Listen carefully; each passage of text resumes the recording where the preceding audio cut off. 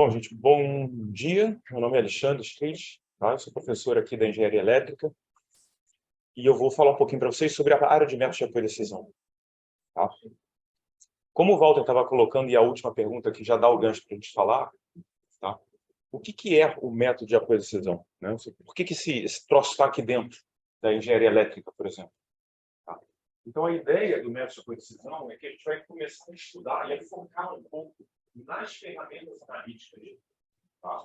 Otimização, todo um conjunto de ferramentas que vai te ajudar no suporte de apoio à decisão.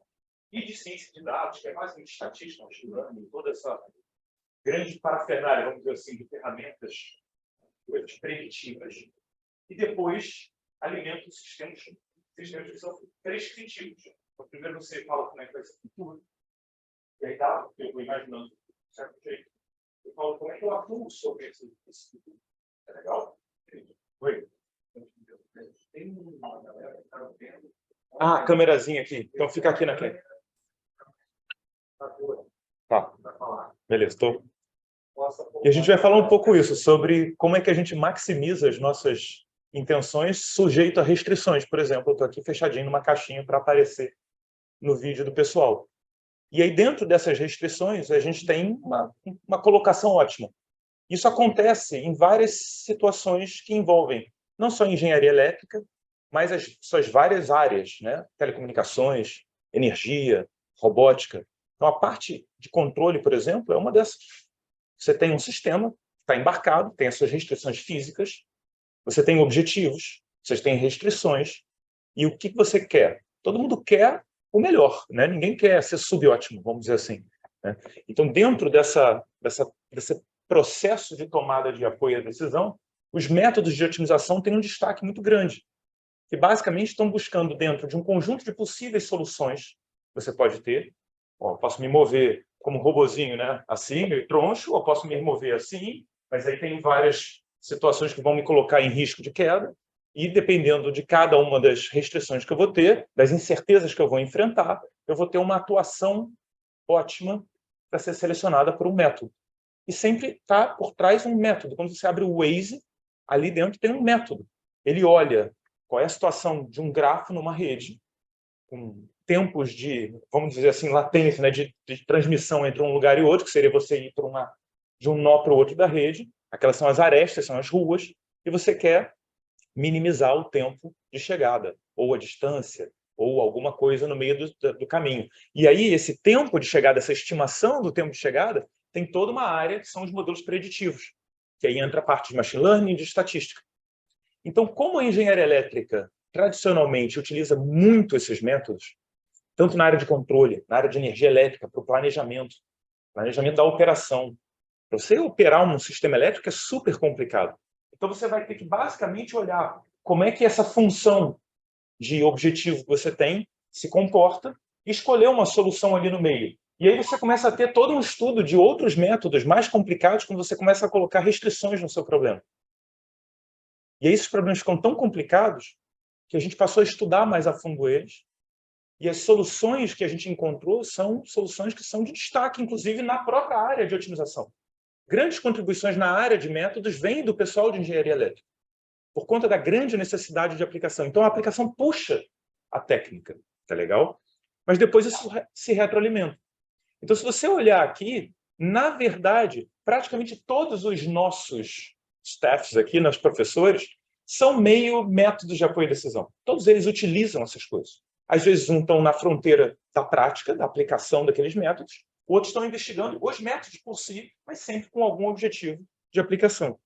Tá? Então, por exemplo, o que é a otimização? Você vai ter diversos tipos, classes de otimização. Decisões sobre incerteza, sobre as quais todos nós estamos inseridos. Né? Ninguém toma uma decisão perfeita, com decisão perfeita sobre exatamente o que vai acontecer. Eu tomo uma decisão agora e enfrento uma situação que eu não conheço exatamente. Às vezes eu sei, já estou vendo, está chovendo, mas pode parar de chover, leva ou não leva o guarda-chuva? Tá? Usa ou não usa uma termoelétrica para produzir e guardar água no reservatório? Isso tudo depende se vai ter vazão alta, vazão baixa, se a demanda vai crescer e tudo mais. Tá legal? Então, em geral, todas as decisões que a gente toma na nossa vida são sob incerteza. Tá legal? As consequências dela vão enfrentar uma incerteza e aí vai se materializar um resultado daquela decisão, que pode ser corrigido depois. Tá? Então, existe, por exemplo, esse framework que a gente chama de 2 estágios. Eu tomo uma decisão, vejo uma incerteza e aí reajo a essa incerteza. Então, isso é muito aplicado, por exemplo, esse é um exemplo de um artigo de expansão da transmissão. Como é que eu desenho uma rede de transmissão? Eu tenho que desenhar ela não para um futuro imaginado, mas para vários possíveis futuros imaginados. Porque se eu faço 1 bilhão de investimento hoje numa linha de transmissão e amanhã eu não uso essa linha, quem vai pagar somos todos nós. Então é bom que você veja que essa linha vai ser utilizada. Só que você não sabe se ela vai ser muito utilizada ou pouco utilizada. Depende. Depende das renováveis, depende se vai ter uma política pública que vai fomentar mais a inserção de renováveis ou a inserção mais de veículos elétricos. Depende de grandes incertezas. Então, investimentos de longo e grande porte, de longo prazo e grande porte, dependem de frameworks de decisão sob incerteza. Tá legal? Esse, inclusive, foi a tese de doutorado de um dos nossos alunos, está ali, ele apresentando numa conferência internacional, junto com um pós-doc ali, junto comigo, em algum lugar do mundo aqui, e ganhou um prêmio de uma das melhores revistas científicas da área. Por que eu estou trazendo isso aqui? Porque esses podem ser vocês amanhã. Tá? Esse carinha aqui, ó, foi aluno de doutorado, assim como um dia vocês estavam sentados aqui, ou alguns já são alunos de doutorado, e escreveu um artigo para uma melhor revista que tem, Engenharia Elétrica, né? A gente conhece, Delbas, é uma revista super renomada, e ganhou um prêmio de melhor artigo dessa melhor revista. Ou seja, o que eu quero enfatizar aqui para vocês é que vocês estão num lugar que é de excelência. O curso de Engenharia Elétrica aqui na PUC-Rio é um dos melhores que tem no Brasil. E ele tem uma qualidade, no meu ponto de vista, que se destaca em todos os outros programas. A gente conhece muito bem os outros programas, e não acho que somos melhores ou piores do que os outros programas, mas certamente temos dimensões de destaque. E aonde está esse destaque, no meu ponto de vista? No uso de métodos de apoio e decisão nas áreas de energia elétrica, nas áreas de telecomunicações, nas áreas de controle. Então, você vê até o próprio Walter, que está apresentando controle, né? A área dele é praticamente métodos de apoio e decisão aplicados a controle. Tá? Então, o Delbras, mesma coisa. Tá? André, a mesma coisa. Então, você vai ver em telecomunicações, a mesma coisa. Tá? Então, esse, para mim, é uma coisa muito bacana de destaque, tá? do departamento. Então, você vai ter todo um conjunto de métodos, por exemplo, que são dirigidos por dados. E aí, essa é a parte mais moderna. Hoje em dia, a gente consegue fazer o planejamento da operação com observações das inserções renováveis. Aqui são caminhos ao longo das 24 horas de injeções renováveis, de multivariadas, né? Porque você não tem uma usina injetando eólica, você tem milhares injetando pela rede. E aí você tem que usar essa informação para tomar uma decisão para as próximas 24 horas de qual central você liga e qual você desliga. Tá legal? Isso tudo leva a coisas que vocês não vão conseguir entender, porque deu um bug no Excel, nesse PowerPoint aqui, mas é um modelo de otimização gigantesco. Tá legal? Ele fica tão horroroso que ele fica feio assim na tela. Tá? Outros artigos científicos. E aqui você começa a entrar em outras áreas também. Então, o que método de aposição? Não é só otimização. Então, você tem toda a parte de inteligência computacional. E aí, se você for para a coisa mais comum hoje em dia, que está todo na cabeça, é o ChatGPT. Tá? Mas esse tipo de linguagem natural e tudo já tem sido utilizado aqui dentro há muito tempo.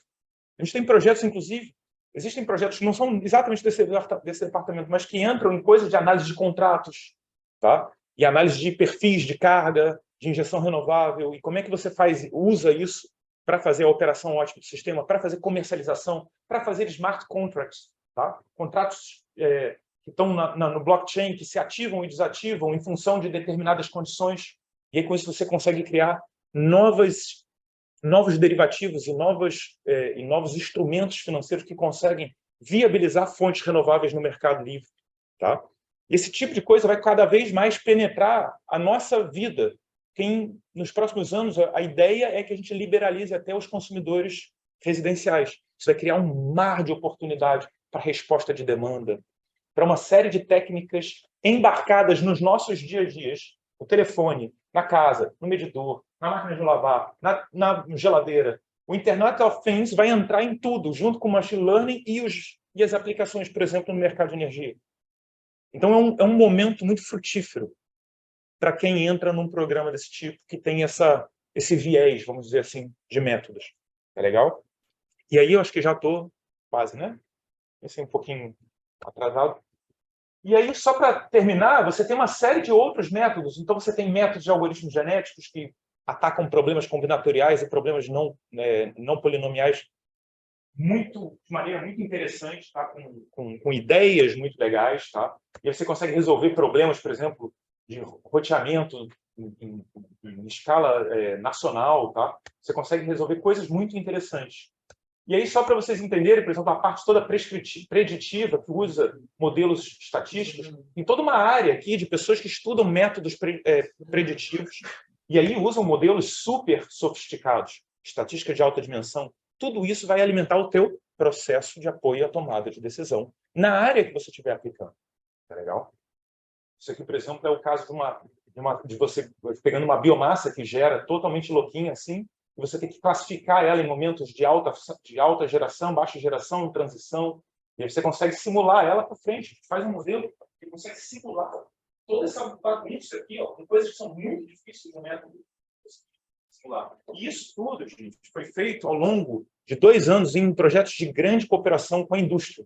Tá? Um outro diferencial muito bacana aqui.